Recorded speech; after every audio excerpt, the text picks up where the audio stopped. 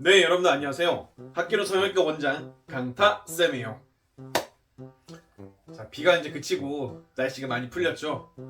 최근에 제가 한강에 놀러 갔다 왔었는데 튤립이 진짜 어마어마하게 멋있고 이쁘게 폈더라고요.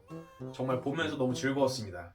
여러분들도 날씨가 풀린 만큼 시간 내셔서 꼭 한번 한강이 됐든 어느 공원이 됐든 놀러 다녀오시길 바래요.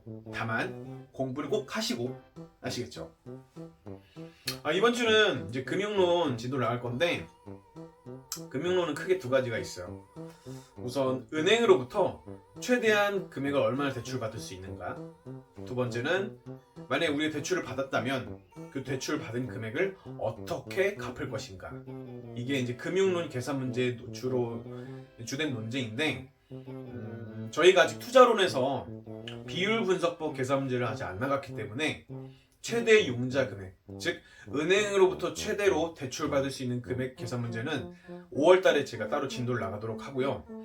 이번 주는 은행에 갚기 위한 방법, 즉 원금 균등으로 갚을 것인가, 원리금 균등으로 갚을 것인가, 이 두 가지를 배워볼 건데요.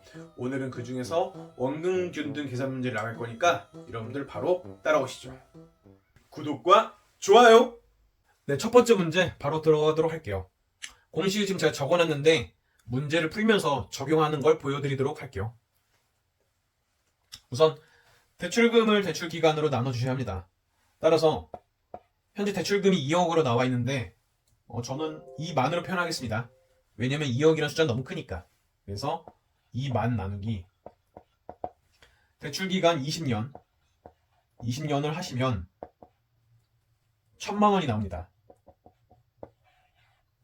즉 매회에 일정하게 1000만 원씩 갚아야 한다는 소리죠. 원금을 20년 동안. 두 번째, 대출금에다가 금리, 즉 이자율을 곱하셔야 합니다. 그래서 2만 곱하기 금리가 5%니까 이걸 하시면 똑같이 1천만 원이 나오는데, 이 1000만 원이 바로 1회차 때 지불해야 할 이자를 의미하는 거예요. 1회차 때 지불해야 할 이자. 이게 두 번째로 구하고, 세 번째로는 매회 감소하는 이자를 구해야 합니다. 원금 균등에서는 원금은 일정하지만 이자는, 그러니까 매회 갚아야 할 이자는 감소하는데요. 그 이유를 첫 번째 문제를 다 푼 다음에 제가 설명해 드리도록 할게요. 일단은 제가 푸는 순서를 그대로 보고만 있으세요. 그래서 1회차 이자가 지금 1000만 원이니까 1000만 원 나누기 대출 기간을 하는 겁니다. 20년.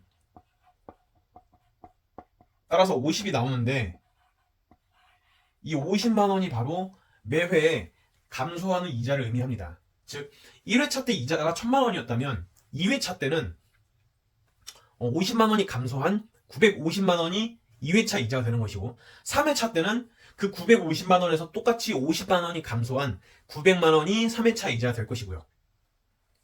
이렇게 쓰신 다음에 바로 두 번째로는 항상 여러분들이 이 표를 그리셔야 합니다.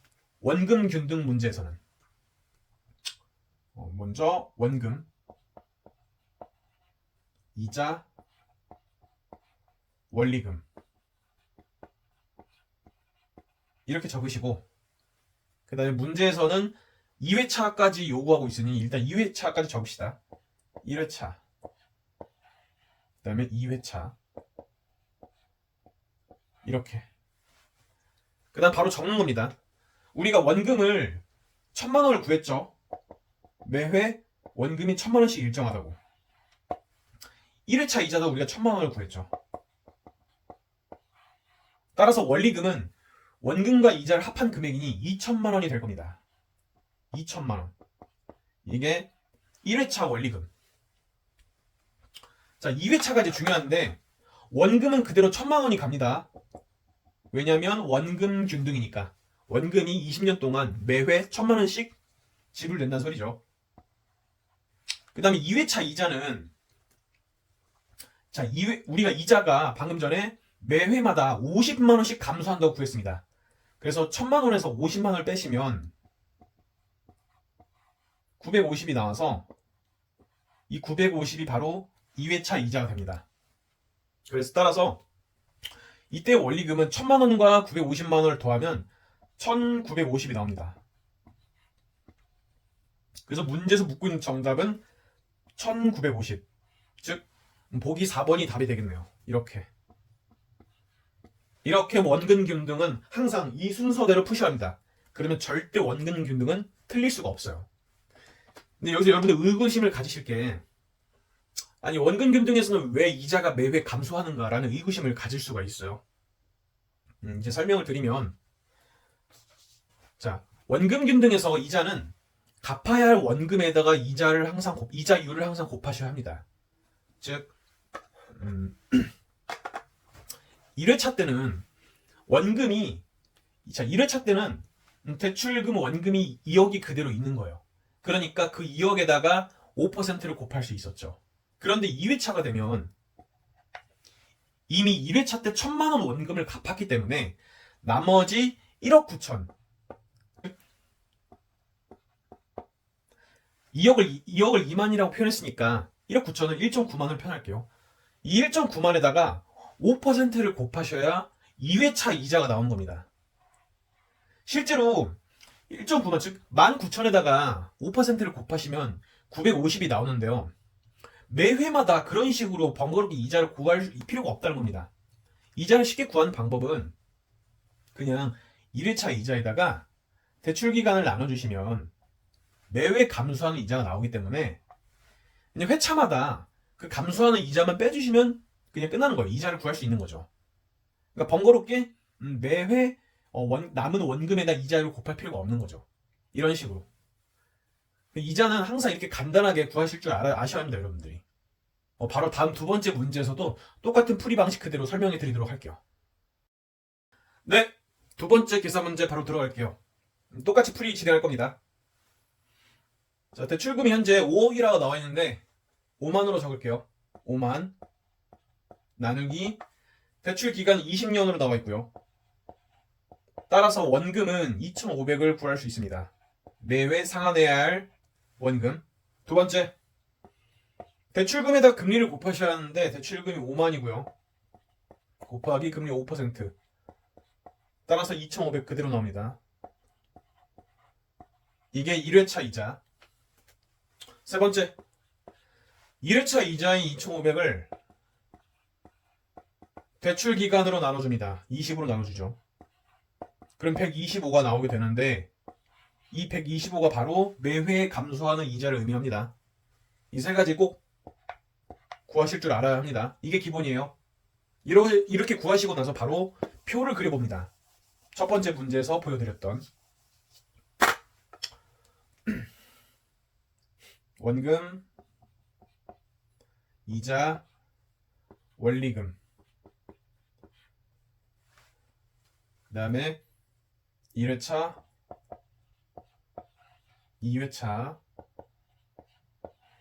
3회차, 땡땡땡. 지금 9회차랑 13회차를 요구하고 있기 때문에 일부러 공간에 여백을 뒀어요. 자, 원금은 똑같이 매회마다 2,500으로 될 겁니다. 원금 균등이니까. 똑같이. 자, 이자는 1회차 이자를 우리가 2,500으로 구했죠. 그리고 이자가 매회 125씩 감소합니다. 125 빼기 125. 그래서 2회차 때 이자는 2,375. 그렇죠? 그럼 3회차 때 이자도 똑같이 125를 빼주시면 2,700이 나옵니다. 이런 식으로. 아이고 잘못 적었네요. 다시. 2,700이 아니라 2,250이 나옵니다. 2,250 이렇게. 그리고 원리금은 합쳐주면 5,000, 4,875, 4,750이 될 거고요. 이런 식으로. 그러면 이제 9회차를 구하셔야 하는데 원금은 그대로 2,500이 옵니다. 이자는 어떻게 구하느냐? 자, 보시면 규칙이 있습니다. 1회차 때 이자를 뺄 필요가 없죠. 근데 2회차 때부터는 빼줘야 합니다. 125씩. 그래서 2회차 때 이자를 한 번 빼줬고요.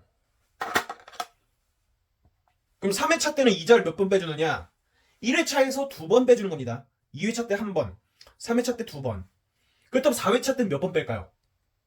바로 3번 빼주는 겁니다. 4회차 때는 3번. 그러니까 이자는 자, 예를 들면 4회차 때 이자가 3번 빼주는 거니까 그렇다면 9회차 때 이자를 몇 번 빼주게 될까요? 이자는 8번 빼주게 될 겁니다. 8번. 8번. 그러니까 즉 구하고자 하는 회차에 한 번만 덜 빼주면 되는 거죠. 이자를. 무슨 말인지 이해가 되시죠, 여러분들? 2회차 때 한 번, 3회차 때 2번, 4회차 때 3번. 그렇다면 9회차 때는 8번. 이런 식으로 빼주는 겁니다. 뭐를? 바로 이 125를. 따라서 이때는 2500에다가 125를 8번 빼주셔야 하는 겁니다. 125를 8번 곱하시면 1000이 나옵니다. 계산해보시면. 따라서 2500에서 1000을 빼시면 1500이 나오기 때문에 첫 번째 원리금은 9회차 원리금은 4000이 됩니다. 이게 첫 번째. 그 다음 두 번째 13회차 이자를 묻고 있습니다. 13회 이자. 자, 이건 쉽습니다. 여러분들 이제 13회차 이자 몇 번 뺄까요? 빨리. 자, 9회차 때 8번이었으니까 13회차 때는 12번 빼줘야겠죠. 125를. 그래서 2500에서 125를 12번 빼주셔야 합니다. 125 12번 곱하면 1500이 나옵니다. 그래서 2500에서 1500을 빼시면 1000이 나옵니다. 1000. 굳이 제가 적지는 않겠습니다. 여러분들 계산을 잘 하시기 바랍니다. 125를 12번 빼주기. 왜냐? 13회차니까. 따라서 두 번째 묻고 있는 답 13회차 이자는 1000. 따라서 보기에서 1번이 지금 9회차 원리금 4000, 그 다음 13회차 이자 1000 나와있기 때문에 정답은 보기 1번이 되겠네요. 보기 1번. 이렇게 푸시는 겁니다. 이 표를 여러분들 기억하세요. 이거 연습 안 하시면은 여러분들 헷갈려서 절대 못 풉니다. 그러나 여기서 자꾸 반복하시면은 1분 이내 풀 수 있는 문제예요. 규칙이 워낙 확고하기 때문에. 원금은 균등하고 이자는 매회 일정하게 줄어드니까 그 점만 딱 기억하시면은 아무런 문제가 없습니다. 네, 이렇게 해서 오늘 원금 균등 계산 문제 다 나가봤고요. 여러분들이 기억해야 할 점 3가지. 첫 번째, 원금 균등이기 때문에 매년 갚아야 할 원금은 일정하다. 따라서 문제에서 주어진 대출 금액을 연수만큼 나눠주시면 매회 갚아야 할 원금이 나온다. 이게 바로 첫 번째. 두 번째는 이자는 문제에서 주어진 대출 금액의 이자율을 곱하시면 바로 1회차 이자가 나오는데 그 이자를 주어진 연수만큼 나눠주시면 매회 갚아야 할 이자가 그 금액만큼 줄어든다는 점 꼭 기억하세요. 그게 바로 두 번째 기억할 점. 마지막으로 세 번째는 원금 균등은 원금은 늘 일정하지만 이자는 매회 일정 금액만큼 줄어들기 때문에 결국 전체적인 원리금도 매회 일정 금액만큼 줄어든다. 따라서 마지막 이 3가지까지 꼭 여러분들 잘 기억하시길 바랍니다. 네, 이렇게 해서 오늘 강의 마치도록 하고요. 다음 시간에 진도 나갈 원리금 균등 또한 마찬가지로 굉장히 일정한 패턴이 있기 때문에 제가 또 잘 준비를 잘해서 여러분들에게 재밌게 알려드리도록 하겠습니다. 네, 오늘도 영상 시청하시느라 고생 정말 많이 하셨고요. 다음 시간에도 제가 또 멋진 모습으로 여러분들을 찾아뵙도록 하겠습니다. 감사합니다. 지금까지 강타쌤이었습니다.